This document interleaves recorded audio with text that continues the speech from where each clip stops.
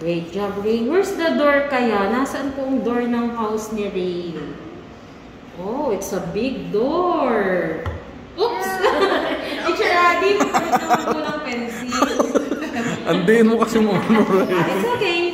Do you have a window? Saan po ang window ni Rain? Maganda nga po siya magsulat na idiin kagad. Wow, may window si Rain. How about you? Can you draw yourself a girl, a pretty girl? Can you draw it? Can you draw a pretty girl like Rain? Hindi ko alam yung marunong palang mag-draw ng bahay ito. Very good. Wow, may hair pa.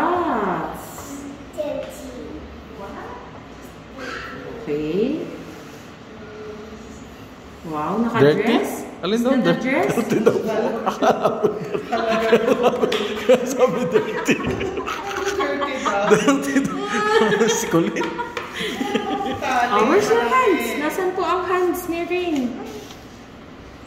Ang pretty naman, naka-dress. Okay, how about this one? Can you follow this one? Can you do it po, yung gagawin ni teacher?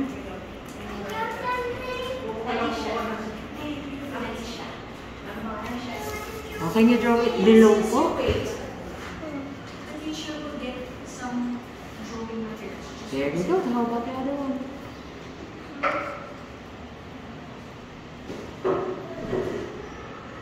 Okay, great job. Do you know what shape is this?